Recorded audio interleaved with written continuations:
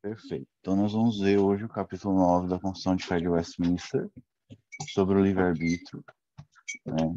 Eu creio que o Edu está seguindo o padrão ali do comentário do Gordon Clark, né?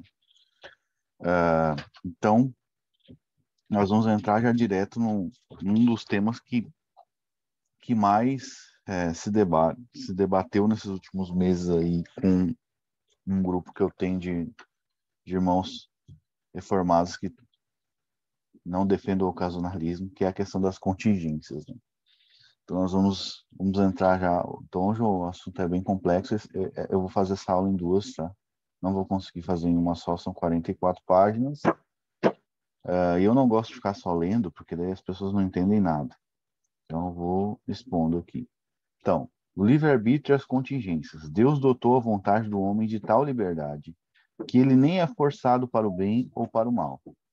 Nem a isso é determinado por qualquer necessidade absoluta da sua natureza. O que a confissão de fé quer dizer com isso, né? Muitos defendem, então, ou interpretam de maneira errada, como viu William Lane Craig, que nem é calvinista, que é molinista, entender, dizendo que ele mesmo poderia subscrever a confissão de fé do Westminster. Mas aqui, quando ele fala que ele não é forçado, né? Ele está falando, obviamente, ele está falando do estado original do homem, porque nós sabemos que o homem é escravo do pecado, mas ele não faz as coisas porque é forçado, ele faz porque quer. É isso que está esse texto está querendo dizer. Ele não é forçado para fazer o bem, mas faz porque quer. Não é forçado para fazer o mal, mas faz porque quer. Ou tanto o homem não regenerado como o homem regenerado. Agora, a questão é o que causa o quê? E aí, quando nós vemos que Deus causa algo, nós não vamos dizer que Deus força. Como que Deus vai forçar algo, né? É absurdo dizer que Deus força alguém a ser aquilo que ele mesmo faz ela ser, né? É uma incompatibilidade, vamos dizer assim, de termos, né? Então, quando Deus, por exemplo, faz com que um pecador mate alguém, ele não está forçando, né? Porque tanto é a natureza daquele pecador fazer isso, quanto ele quis fazer aquilo, quanto a vontade do homem, ela existe para esse motivo. Então, isso é chamado de a, a, nesse contexto, tanto a vontade quanto o próprio homem é uma causa, vamos dizer assim, uma contingência da morte da outra pessoa. Mas toda a natureza e relação da natureza e ação dessa criatura, ela é controlada por Deus. Mas isso aí sem forçar, né? Deus não precisa forçar para causar isso. A gente tem uma ideia, às vezes, muito, como é que eu vou te dizer, carnal do que é o controle de Deus sobre as coisas. Mas não é a mesma coisa que forçar algo. Forçar algo é aquela. Geralmente, quando a gente fala em forçar, a gente já remete à física, né? A física, a nossa relação com a física, a nossa experiência com as coisas, né? Então, realmente, a confissão de fé, eu não vejo problema em dizer que o homem não é forçado para o bem e para o mal, né? Por quê? Porque a força, ela diz respeito a algo que te oferece resistência, né? E a vontade do homem não oferece resistência a Deus. Mas as pessoas interpretam as coisas de maneira errada. Introdução. Esse capítulo trata da vontade do homem em seus 4 estágios da história da humanidade. Então, nós vamos ver o estado da inocência, que era como o homem foi criado, né? O estado do homem caído, que é o estado de todos aqueles que estão sem Cristo. O homem justificado, ou seja, o nosso, e o homem na glória. A vontade do homem é livre conforme suas tendências naturais. Assim sendo, ela é determinada inevitavelmente por causas secundárias e contingentes. Por exemplo, família, cultura, economia, meio ambiente, idade, condições históricas, geográficas, perigo iminente, necessidade de sobrevivência e outros. Você percebe aqui que existem outras, vamos dizer, vamos chamar de causas secundárias, né? Outras relações que determinam a vontade humana, né? Então, mas isso não acontece de maneira que ele seja forçado ou coagido. Essa liberdade de escolha, apesar de atrelada às causas secundárias e contingentes, torna o homem responsável pelos seus atos, ao mesmo tempo que essa vontade é controlada por Deus, através da determinação de causas e condições em cada instante da sua vida. Esse parágrafo aqui, sinceramente, eu teria uma dificuldade de dizer que o homem se torna responsável pelos seus atos, por ele ter uma liberdade de escolha, se nós entendemos, né, que essa liberdade de escolha ela tem a ver com indeterminismo. Mas como nós estamos expondo aqui desde o princípio, o homem tem a sua vontade determinada por Deus e é livre no sentido não de Deus, né, mas em relação a outras coisas, né, em relação à sua própria natureza. Então, nesse sentido, agora, eu não diria que o homem se torna responsável pelos seus atos por causa da vontade dele agir livremente de acordo com a sua natureza, mas porque Deus o responsabilizou.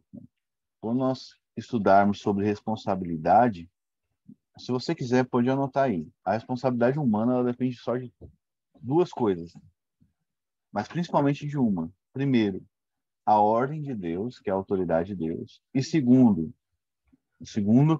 coisa, o conhecimento. Então, o homem é responsável porque Deus diz para ele o que ele deve fazer. Segundo, o homem é responsável porque ele sabe o que se deve fazer, não faz. Agora, duas coisas erradas, né? Nós não podemos dizer que o homem é responsável por causa que ele não é determinado por Deus. E nós não podemos dizer que o homem é responsável porque ele tem uma liberdade de agir de acordo com a sua natureza. Isso não se pode ser deduzido da Bíblia, mas eu vou continuar o comentário do Gordon Clark. Isaías 63:17. Ó Senhor, por que nos fazes desviar dos teus caminhos? E por que endurece o nosso coração, para que não te temamos? Volta por amor dos teus servos e das tribos da tua herança. Então aqui o salmista está demonstrando que Deus, né, era aquele que determinava, o salmista não, Isaías, né, está demonstrando que é aquele que determinava o endurecimento do coração, falta de temor, né, eles sendo desviarem do caminho. Mas como você pode ver, o que eu quero frisar, tudo que a gente leu até agora, é que o homem não é forçado por Deus. É esse o ponto da Confissão de Fé de Westminster, né? Então pode ser que algumas pessoas tenham ainda o livre-arbítrio na cabeça, no sentido em que, tá, como assim Deus não força? Não estamos falando de efetividade, ou do que Deus causa. Causar é uma coisa, forçar é outra, entendeu? Então, nesse sentido que a Confissão de Fé está querendo demonstrar. O homem é determinado por Deus, mas ele não é forçado a fazer, né? Porque Deus não precisa fazer isso, forçá-lo. Né? Deus vai causar o desejo e ele vai fazer porque quer. Então, não é incompatível, vamos dizer assim, aqui eu não estou defendendo o compatibilismo, pelo amor de Deus, né? O próprio Jung diz que se eu abrir a minha porta, eu posso dizer que é compatível com abrir da minha porta eu girar a maçaneta, mas a questão aqui é que é compatível a vontade do homem com o determinismo divino, ou seja, no sentido de que Deus criou aquela vontade, Deus causa aqueles desejos e controla o coração do homem, e é compatível que Deus faça isso, porque se Deus não causa, então o homem ele não poderia nem pensar, nem agir, nem se mover. Ele depende da causalidade de Deus para tudo. Então vamos continuar aqui. João 5,40. Contudo, não quereis vir a mim para teres vida. O homem tem liberdade de escolha conforme a sua natureza, livre de força direta e imediata que a dirige para o bem ou para o mal. A escolha do homem é direcionada por suas inclinações naturais, pelas causas secundárias e contingentes. Agora nós vamos ler isso aqui. Causas contingentes. A liberdade de escolha do homem nem é absoluta, nem é forçada diretamente, mas é condicionada por suas inclinações naturais, causas e condições secundárias e contingentes, as necessidades ditadas pela cultura, sobrevivência, família, meio social, meio ambiente, situação histórica, geográfica e outros que definem a cada momento uma condição diferente de escolha, sendo que todas essas condições e causas dirigem a vontade do homem são determinadas por Deus com finalidade de realização do seu plano. Então, você percebe aqui que as causas contingentes, elas diz respeito àquilo, ao nosso meio, onde nós vivemos, e as coisas que influenciam nossa forma de pensar. Eu vou abrir aqui que o Bruno está esperando só admitir ele aqui. Ok. Então, esse ambiente, as causas contingentes, são aquilo que Deus causa ao nosso redor, né?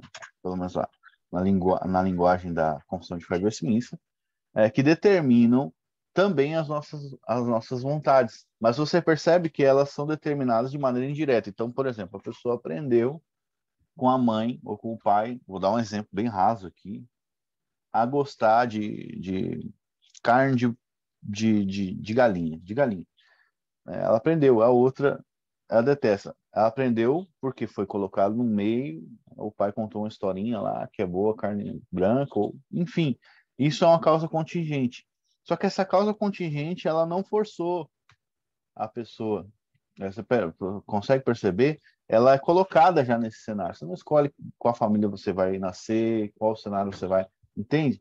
Então é isso que a confissão de fé está querendo dizer aqui, tá? Sobre a livre vontade do homem. Ela não está falando sobre indeterminismo, de Deus não causar, mas que a própria causalidade de Deus, ela tem compatibilidade com isso. Mas vamos continuar. A respeito dessa livre agência do homem, agora ele chama essa livre escolha de livre agência, não de livre arbítrio.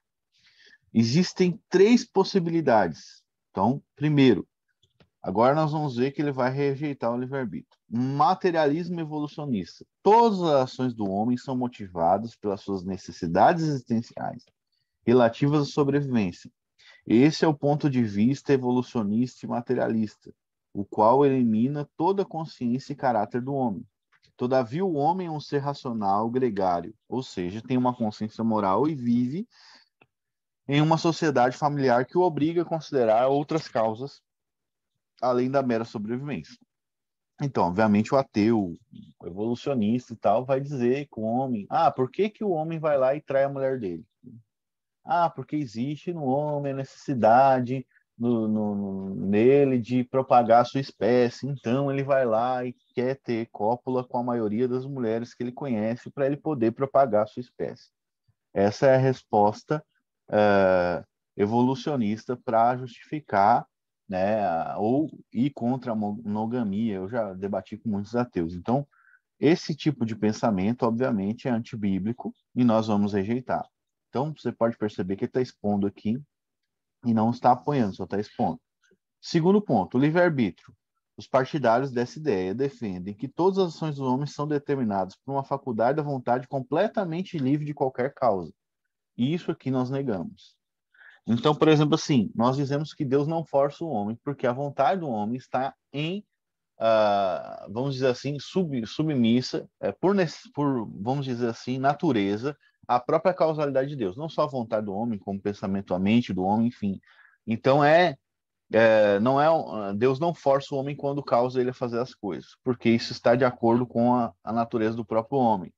Mas esses defensores do livre-arbítrio, se eles dissessem o homem tem livre-arbítrio, o que é livre-arbítrio? Eles dissessem que o homem age de acordo com a sua natureza, eu não teria problema em dizer que o homem tem livre-arbítrio nesse sentido. Mas não é isso que eles querem dizer. Eles querem dizer que a vontade do homem ela é livre de qualquer causa. Isso nós não podemos aceitar. Então eu quero que você entenda isso para quando você lê um Francis Schaeffer, por exemplo, que é um calvinista, ele vai defender o livre-arbítrio.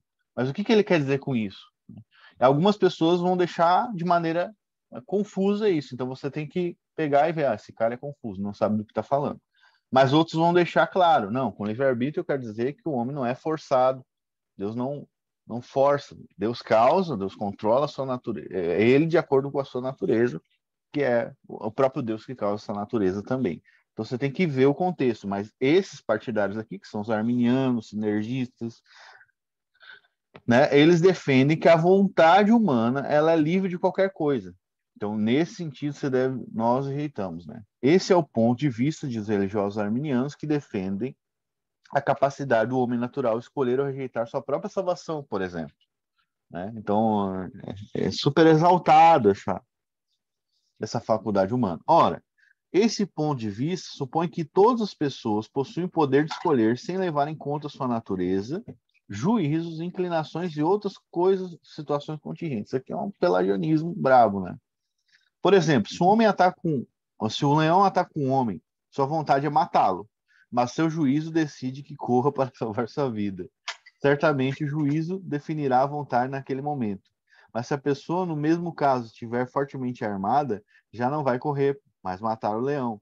Ou ainda, se estiver do lado de uma árvore, vai subir rapidamente. Ou se estiver ao lado de um lago, vai atirar no lago. Então, eu vou te vê-se dessa forma um exemplo bastante simples que a vontade é condicionada inevitavelmente pelos fatores secundários e contingentes que envolvem a situação no momento. Então, percebe, ó, aqui ele dá um exemplo. O cara tinha uma opção. O leão vem me atacar. Aí o cara pegou, parou. Tá, o leão vai vir me atacar. Eu vou correr, não tenho uma arma. Mas se ele tiver arma, ele tem opção agora. Eu vou correr, eu vou matar ele. Aí o que acontece? Porque ele tem essa opção, né? Então, para ele significa que ele pode usar o seu juízo, né? E definir o que ele vai fazer. Posso conceder a eles isso? Sem problema, nessa relação. Vamos lá. Então o leão vai me atacar e eu tenho o juízo agora de decidir se ele vai me matar ou correr ou matar, ou eu vou matar ele com a arma. Então, eu tenho essa opção? Tenho. Na minha experiência e na minha relação psicológica, eu tenho. Mas o fato de eu fazer esse juízo não significa que a minha opção, a opção que eu escolhi, né, parar para pensar e escolher, ou o fato de eu de escolher ter enfrentado o leão, isso não foi determinado, entendeu? Por quê? Porque na minha experiência eu não fui forçado a nada. Realmente eu não fui, e não somos. Então eu escolhi. Eu escolhi, o leão estava na minha frente, eu escolhi matar ele ao invés de correr, ok? Fiz um juízo, usei meu raciocínio, usei a minha mente, mas ok, tudo bem, não tem problema contra isso. A questão é, esse pensamento, essa decisão é determinada por Deus ou não? Aí vamos dizer, Deus não me forçou. Ok, Deus não força, mas ele escreveu os dias da minha vida e determinou eles. Né? Ou seja, deve existir na minha concepção, porque eu creio no que a Bíblia diz, a não sei que eu seja um ímpio, uma determinação divina que cause eu ter escolhido matar um leão em vez de correr. Então, é isso que eles tentam usar esse tipo de coisa para tentar demonstrar, mas isso aí fala sobre causas contingentes, né? Sobre a contingência e fatores secundários do momento. Então, eles usam isso para tentar defender o livre-arbítrio, que é um absurdo, né? Porque tem uma visão pequena sobre Deus. Então, a visão, na verdade, é uma visão até ateísta. Então, vamos lá. Livre agência. Eu vou até a página 20, irmãos, tá? 20. Livre agência condicionada. O terceiro ponto de vista é o que foi abordado no resumo. Ou seja, a pessoa tem ali... Então, presta atenção. Presta atenção nessa parte. A pessoa tem a liberdade de escolher de acordo com a sua natureza, o que seu juiz e circunstâncias definem naquele momento, conforme causas contingentes secundárias motivadoras da ação se apresentam. Então, por exemplo, lá em Deuteronômio, Deus vai dizer, Moisés vai dizer, os céus e terra tomam hoje por testemunhas contra vós, de que tenho proposto a vida e a morte, a bênção e a maldição. Escolhe, pois, a vida para que vivas, tu e a tua descendência, a lei. Mas ele está falando de uma escolha. Amando o Senhor, de teu Deus, dando ouvido à sua voz, chegando-se a ele, pois ele é a tua vida, e o teu prolongamento dos teus dias, para que fiques na terra que o Senhor jurou a teus pais, Abraão, Isaque e Jacó, que lhes havia de dar. Deuteronômio 30, 19, 20. E o Espírito e a esposa dizem, vem. Quem ouve diz, vem. E quem tem sede, vem. E quem quiser, onde quiser, tome de graça a água da vida. Mas cada um é tentado, é atraído, engodado. Ali a gente leu Apocalipse 22, 17, agora Tiago 1, 14. Cada um é tentado, atraído, engodado pela sua própria concupiscência. Tá? Apetite carnal. Então, Adão, livre e propenso a queda. Então, aqui ele tá, essa livre agência, tá? Ele é condicionada, ele está demonstrando que, de fato, o homem faz uma escolha, tá? Com juízos e também de acordo com o que as circunstâncias definem naquele momento. Ok, não tem problema quanto a isso, vamos lá. Adão livre, mas propenso à queda. O homem, em seu estado de inocência, tinha a liberdade e o poder de querer fazer aquilo que é bom e agradável a Deus. Então, presta atenção. Adão foi feito em imagem de Deus. Ele tinha liberdade para agir de acordo com a sua natureza. O que a natureza dele queria? Ela queria e ela podia agradar a Deus. Então, Adão queria obedecer e queria agradar a Deus. Fazer aquilo que é bom e agradável a Deus. Porque essa é a natureza regenerada. Mas mudavelmente, de sorte que pudesse decair dessa liberdade de poder. Então, presta atenção. Adão é o barro. Deus é o oleiro. Só Deus é imutável. Todas as criaturas são mutáveis, mas Deus é o único que é imutável. Então, não existe garantia para Adão que ele vai continuar sendo bom. Ah, mas isso aí é absurdo, não é? Porque Adão está nas mãos de Deus. E agora, meus irmãos, agora, meu querido, se Deus prometesse para ele a vida eterna, ó, Adão, você vai permanecer comigo para sempre nesse estado de bem-aventurança e a tua descendência, Deus não pode mentir. Então, nada aconteceria com Adão. Então, a única segurança que Adão teria de que ele continuaria desfrutando daquela bem-aventurança seria se Deus desse uma promessa para ele. Se Deus dissesse que não iria, porque só Deus é imutável. Então, Adão, você vai permanecer comigo. É que nem alguns cristãos, algumas pessoas se tornam cristãos e pensam que vai ser tudo uma maravilha, né? Nunca vão ter problema, nunca vão ter nada. Não, mas Deus não prometeu isso na Bíblia, que você nunca vai ter problema, que você vai sempre ter paz. Não, Deus não diz isso. Jesus disse: no mundo vocês vão ter aflições, vocês vão ser perseguidos, né? Então, orem, quando vocês tiverem dificuldade, vocês orem. Deus não mentiu. Deus fez promessas, né? Nós cremos, Jesus ensina como que a gente deve fazer. Chegar diante de Deus e clamar pelas promessas que ele disse. Então, Deus não prometeu uma imutabilidade de bem-aventurança, vamos dizer assim, não de bem-aventurança, mas de calma para nós. Que a nossa vida vai ser sempre flores. Não, não, Deus não fez isso. Mas Deus nos prometeu a vida eterna, nós temos, nós não vamos perder. Jesus nos justificou, isso nós vamos. Deus prometeu, então esse tipo de coisa, perder a salvação, nós não vamos. Agora, você está propenso a muitas coisas nessa terra, né? Então, por isso muitos ímpios acham apavorante isso, né?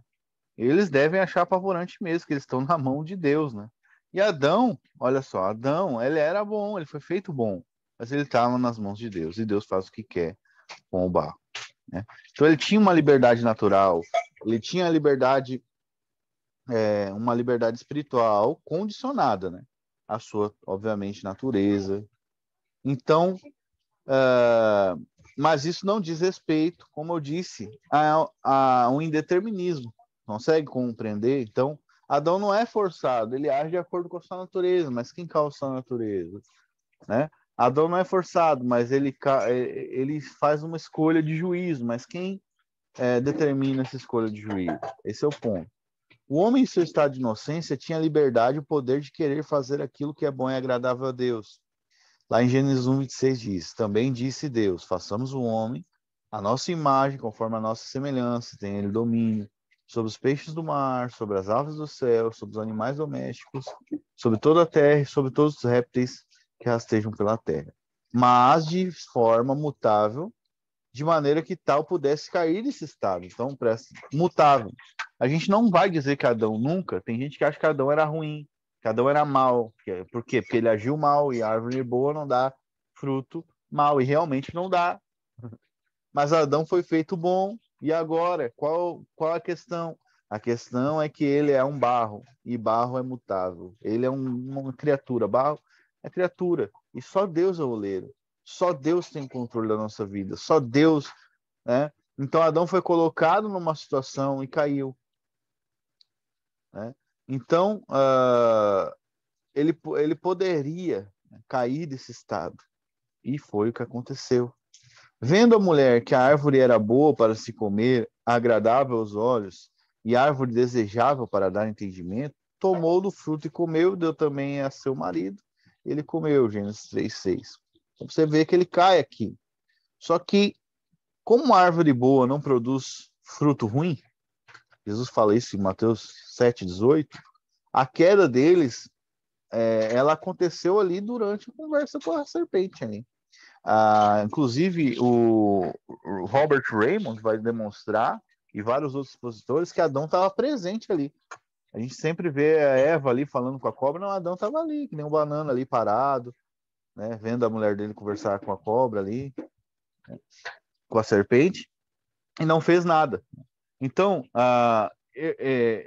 lá em Coríntios, Paulo fala assim que eu temo que assim como a serpente enganou a Eva com a sua astúcia, está em 2 Coríntios 11, se eu não me engano, também sejam corrompidos os vossos sentidos e vos aparte da simplicidade que há também em Cristo. Ou seja, como que alguém tem os sentidos espirituais corrompidos, né? Pelo engano, pela mentira. Então, o diabo foi um meio, né, pelo qual Adão ele veio a ser corrompido, se tornar uma árvore ruim. Deus, que controla o diabo, obviamente, Deus controla Adão. Você percebe? Você não tem como escapar do determinismo divino. Não tem como. Deus controlou o diabo foi lá, falou aquilo para Adão, Deus causa o resultado. Qual é o resultado? A corrupção dos sentidos. Adão, e eles caíram. Não tem como a gente escapar, né, da determinação divina. Né? Só podiam pecar se tivessem uma natureza. Então, da onde veio? Né? Veio do diabo. Veio do diabo. Pois é, mas quem controla o diabo? Quem é o oleiro? O diabo ou Deus? Não é Deus que é o oleiro, não o diabo. Então, essa corrupção de natureza, finalmente de maneira metafísica mais alta, veio realmente de Deus. Embora, sim, foi Satanás que corrompeu os sentidos de Adão e Eva. Em seu estado de inocência, Adão tinha liberdade para decidir. A livre agência de Adão era, todavia, condicionada aos seus próprios desejos, podendo ele podia obedecer ou não ao mandamento. Então, aqui ele está defendendo que Adão não podia ou não obedecer. Mas agora a questão dele poder não faz diferença nenhuma. Por quê? Porque ele podia obedecer e ele queria obedecer. Então, não existe como é que nós vamos chamar assim? Possibilidade lógica de Adão não obedecer. Esse é o ponto. Embora Adão poderia não obedecer, numa possibilidade que não lógica, ou seja, a natureza dele era mutável, entende? Adão era mutável, ele poderia em algum momento ser corrompido, sim. E por má natureza, entende? Essa natureza dele poderia condicionada a esses fatos contingentes aí, vamos dizer, vou botar Satanás, né? Poderia, mas a possibilidade lógica mas se fosse só a natureza dele, né? E se Deus tivesse dito para ele, você não vai cair, ele não iria cair. Agora, ele cai por quê? Porque Deus decreta que ele cai. Então, ele está condicionado aos desejos. Ele pode obedecer e ele quer obedecer. E por que ele não fez? Né? Ele tem uma corrupção na sua natureza. O estado de inocência. Em seu primeiro estado, Adão era livre em suas inclinações e desejos, tendo responsabilidade de decidir o que é certo e errado. Capaz tanto da obediência quanto da quebra da ordem recebida. Entre a liberdade e a vontade do primeiro casal não existia nenhum obstáculo natural. Tanto Adão como Eva foram criados adultos e com pleno conhecimento e capacidade para as funções que foram destinados, sendo seres racionais completos e não passando pelas fases iniciais da infância e da adolescência. A liberdade do primeiro casal não tinha os impedimentos que surgiriam posteriormente à queda. Os descendentes de Adão não conhecem esse primeiro estado, motivo pelo qual fica difícil avaliar os desejos e inclinações que levaram Adão à desobediência, à sedução, à tentação externa e à excitação da carne. Não resistiram ao chamado de Satanás, já que a gente está ali. E outra opção de crença oferecida pela serpente foi forte bastante para transformar a convicção da soberania de Deus na afirmação da vontade própria do homem. Como Deus, vocês serão conhecedores do bem e do mal. Essa tentação, que permanece até o dia de hoje, o homem deseja desesperadamente ser o próprio agente de sua salvação, livre da soberana vontade de Deus, escravizado à sua vontade inconstante e dependente das circunstâncias. Deus estabeleceu para Adão deveres, direitos. A proposta externa da desobediência foi sedutora, porque o primeiro homem encontrou sua consciência a propensão para a substituição da vontade de Deus pela sua justiça própria. Apesar de que o primeiro homem tinha capacidade de escolher entre obedecer ou não, a queda estava previamente determinada no plano de Deus, de forma a manifestar sua glória no decreto de redenção em Cristo. Então, eu vou expor aqui. Então, eu já falei bastante sobre a natureza de Adão, né?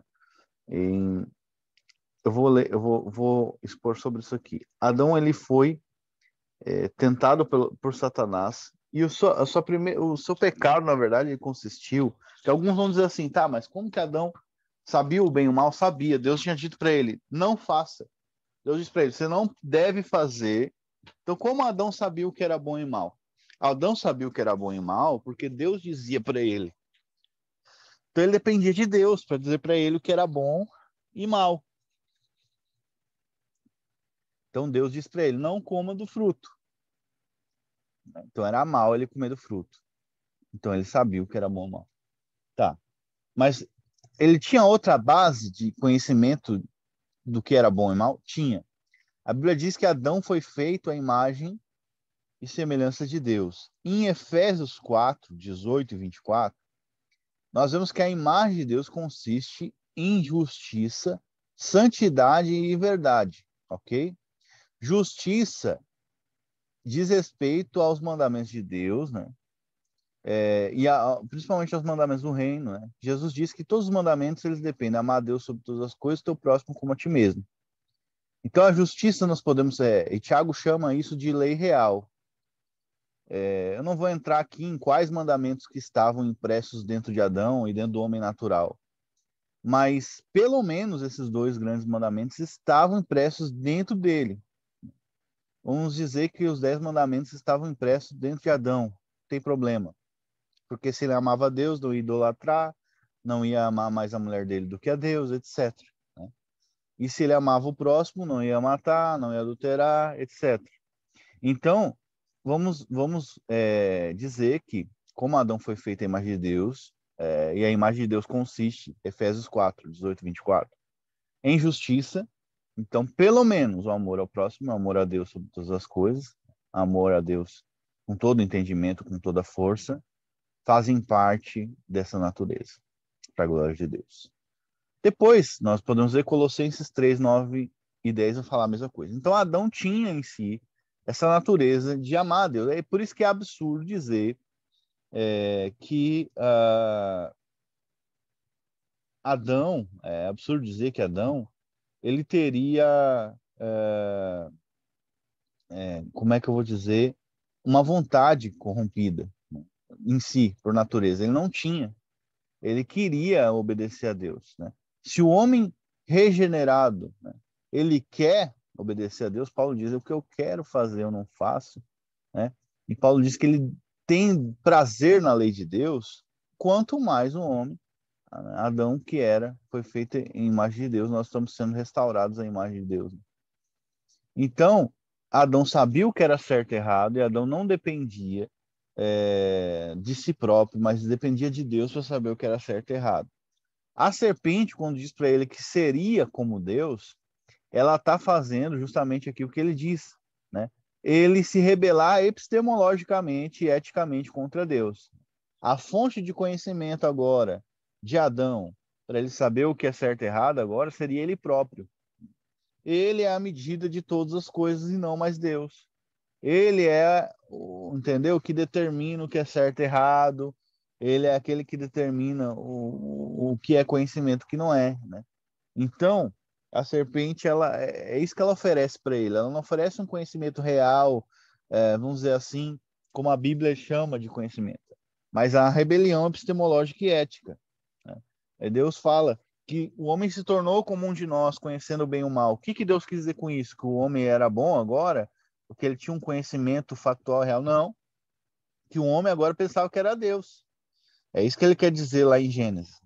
Por quê? Porque agora o homem é o dono do seu próprio nariz, vamos dizer assim. Ele acha que ele é o dono do seu próprio nariz.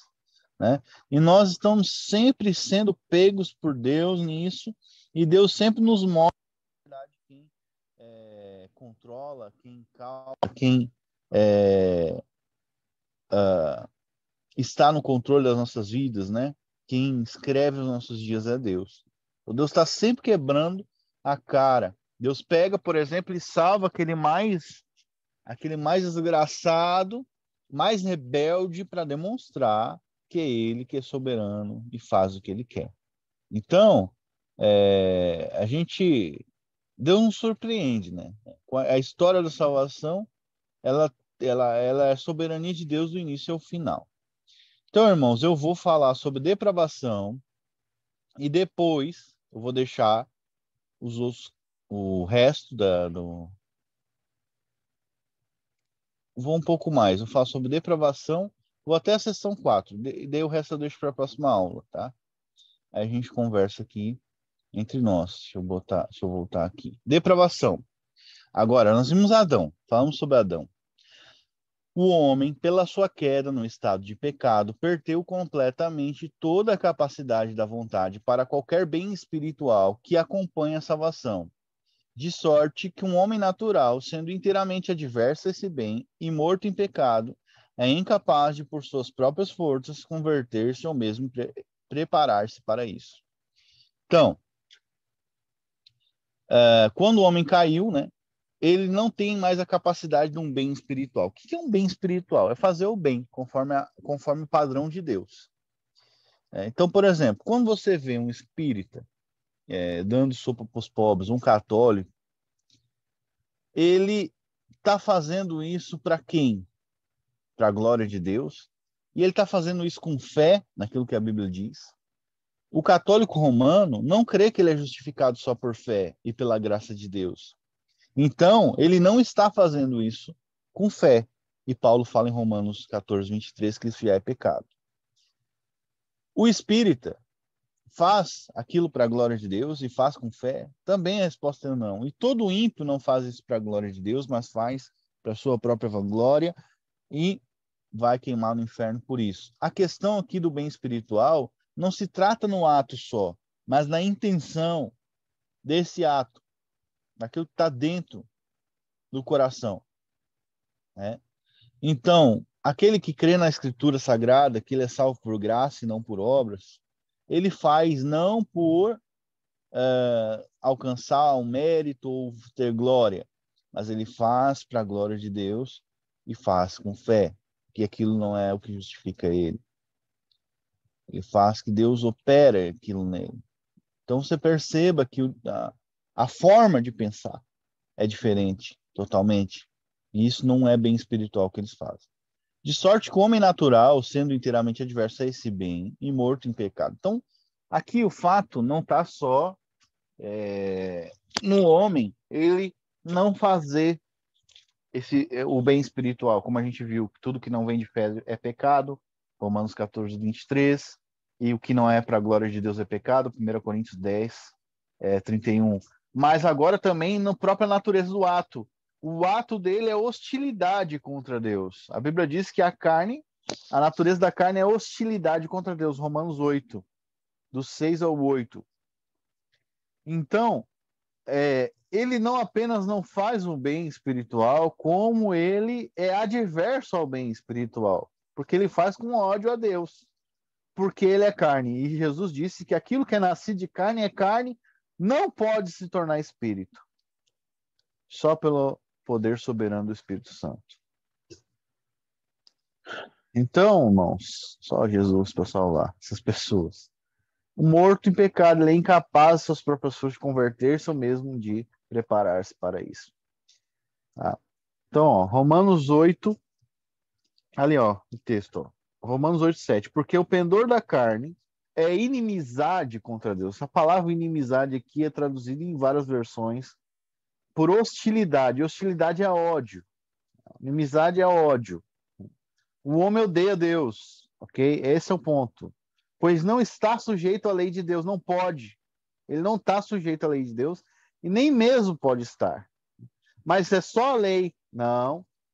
Se você ler o outro versículo, portanto, os que estão na carne não podem agradar a Deus. O versículo não está aqui, Romanos 8:8. O que ele está falando? Agradar a Deus. O que agrada a Deus? A Bíblia diz que é a fé. Sem fé é impossível agradar a Deus. Ou seja, um homem natural, não nascido de novo, não pode ter fé. Se ele não nascer do Espírito, se Deus não der a ele um novo coração, uma nova mente, ele não pode ter fé. Então, Jeremias 13:23 diz assim: pode acaso o etíope mudar a sua pele ou o leopardo as suas manchas? Então, podereis fazer o bem estando acostumados a fazer o mal. O que ele quer dizer aqui? Esse acostumado a fazer o mal diz respeito à natureza humana. Não é que ele está acostumado, aprendeu com o pai, com a mãe. Por que esse marido te bota tanto chifre, fulano? Por que ele te trai? Não, porque isso aí é um trauma que ele tem com a mãe, com o pai. Não, mentira, ele é podre. Ele é podre, ele é depravado. Enquanto ele não nascer de novo, ele vai continuar tendo essa inclinação, ele vai continuar fazendo isso. Enquanto ele não receber de Deus uma nova natureza, ele vai continuar sendo assim, querendo viver na imundícia, no lamaçal, no pecado. Então, se Deus soberanamente, pela sua graça, não transformar esse leopardo, ele vai continuar tendo mancha. É isso que o texto está querendo dizer. Ele vos deu vida, estando vós mortos nos delitos e pecados. Jesus, Deus. Então o homem está morto. O que é o morto em delitos e pecados? A pessoa pensa, ele está morto, não pode fazer nada. Realmente, morte fala, uma pessoa morta, eu posso falar aqui, não vai fazer mais nada, né? Vai só se decompor mais ainda. Vai ficar mais fedorento, vai ficar mais podre, até secar totalmente. É isso que o morto faz. Mas morto em delitos e pecados diz respeito à escravidão do pecado. Porque o cenário é um defunto dentro de um caixão ou que está preso ali naquela morte. Ele está morto, mas essa morte é dentro dos delitos e pecados. Você está escravizado pelos seus próprios delitos e pecados, né? Então, essa é a condição de todo homem é totalmente imundo, e graças a Deus por Jesus Cristo, e Deus deve dar vida para ele, se Deus, né, elegeu ele para a salvação. Depois, João 6,44: ninguém pode vir a mim se o Pai que me enviou não o trouxer, e eu ressuscitarei no último dia. Então, a queda do homem trouxe uma depravação espiritual total. A gente já viu isso antes, né? Tornando todos os homens incapazes de desejar o bem e agradar a Deus. O homem criado em imagem e semelhança de Deus continua sendo um agente livre e totalmente responsável perante Deus. Então, irmãos, é importante a gente notar aqui a depravação, né, como a gente bem fez. Toda a natureza do homem é hostilidade contra Deus, como a gente viu ali, né, hoje. Né? Então ele é escravo do seu pecado, ele faz aquilo que a sua natureza corrompida faz, que é odiar a Deus, não tem fé, não faz para a glória de Deus, não pode, porque não nasceu de novo. E não só isso, a sua mente, Tito 1:15-16, está corrompida, o seu coração está corrompido, Gênesis 6:5. Então essa é a visão do homem. O homem está do alto da cabeça até a sola dos pés, ele está totalmente corrompido. Então, eu acredito que vou parar por aqui, que senão a gente vai avançar demais. E eu quero deixar essas... Eu vou até a sessão 4, será? Um pouquinho mais, irmãos. Vamos lá. Vou até a sessão 4, tá? Vamos lá. Catecismo Maior de Westminster. Continuou o homem no estado em que Deus o criou no princípio? Nossos primeiros pais, sendo deixados à liberdade de sua própria vontade, pela tentação de Satanás, transgrediram o mandamento de Deus comendo o fruto proibido, e por isso caíram, do estado de inocência que foram criados. Então, o que ele quer dizer aqui? A liberdade de sua própria vontade é indeterminismo? Como eu já demonstrei, não. Ele não está falando de indeterminismo, está falando de natureza. Tá? Vamos entender assim. 23. Em que consiste o pecado desse estado em que o homem caiu? O pecado desse estado em que o homem caiu consiste na culpa do primeiro pecado de Adão, na falta da retidão na qual esse foi criado e na corrupção da sua natureza, pela qual se tornou inteiramente disposto, incapaz e oposto a todo bem espiritual, inclinando-se a todo mal. E isso continuamente, o que geralmente se chama pecado original, do qual precedem todas as transgressões atuais. Que a gente viu, acho que foi no estudo, né? Aqui no pequeno grupo. Liberdade. A liberdade do homem é a possibilidade da sua alma exercer sua vontade como lhe aprouver. Nesse sentido, o homem é tão livre quanto antes da queda. Ou seja, ele vai fazer o que ele quer, né? E ele quer de acordo com a vontade dele. Mas isso aí, como a gente viu, não significa que ele é indeterminado. A habilidade. A habilidade é a capacidade de querer em oposição aos desejos da alma, que é movida pelos meios secundários e contingentes. Dessa forma, o homem tem liberdade para querer e desejar o que é de sua natureza, mas nem total inabilidade, tem total inabilidade para desejar o que não faz parte de sua natureza, né? É o exemplo que a gente usou ali também do leão ali, né? Dentro disso aqui. Ora, 1 Coríntios 2,14. O homem natural não aceita as coisas do Espírito de Deus. Ou seja, se não nascer de novo, não tem papo. Ele não aceita as coisas, né, do Espírito de Deus, não aceita a palavra de Deus, porque eles são loucura. E não pode entendê-las porque elas se discernem espiritualmente. A capacidade do homem em seu estado natural. A incapacidade do homem no seu estado natural. A incapacidade do homem no seu estado natural absoluta, ou seja, o homem não tem capacidade natural para cumprir a lei, aceitar ou rejeitar sua própria salvação, nem desejar ou preparar a si mesmo a receber a sua própria salvação. João 6, 65, 66. E prosseguiu. Por causa disso é que vos tenho dito, ninguém poderá vir a mim, se pelo Pai não lhe for concedido. À vista disso, muitos de seus discípulos o abandonaram e já não andavam com ele. Né? Certo que eles pensaram, ligando aqui. Então, vamos lá. A incapacidade do homem é originada na depravação moral, visto que tanto antes como depois da queda, o homem possui a capacidade de escolha e consciência da existência de Deus, sua incapacidade resulta tão somente da sua má disposição espiritual. Por esse motivo, o estado de cegueira natural do homem é de cegueira espiritual e trevas apontando para a morte. Então, essa incapacidade dele vem da depravação moral. Né? Então, por que o homem não entende as coisas espirituais? Porque ele tem um coração duro ali, ó. Efésios 4,18. Obscurecidos no entendimento, alheios à vida de Deus, por causa da ignorância que vivem. Mas por que são ignorantes? Pela dureza do seu coração. Então, vê, por que o homem não entende as coisas de Deus? Ele não entende porque o seu entendimento está obscurecido, ok? Mas por quê? Qual é a causa? O que causa o quê? É porque o coração dele é duro, entendeu? O coração dele é duro, ou seja, ele precisa nascer de novo, né? Então, o simples fato de Deus ser aquele que dá um coração para o homem, acabou. Deus tem que dar um novo coração para ele, para que ele venha, então, poder entender as coisas espirituais, venha acabar com o seu preconceito contra Deus, né? Depois ali em Romanos 8, 7, 8. Por isso, o pendor da carne é inimizade contra Deus, pois não está sujeito à lei de Deus e nem mesmo pode estar. Então aqui a gente já viu aí sobre o ódio do homem a Deus. Então, irmãos, principalmente esse último ponto aqui, que fala sobre a causa do obscurecimento do ímpio, né, ser a dureza do seu próprio coração, ou seja, o ódio contra Deus, nós podemos perceber que isso tem a ver com uma inclinação, né?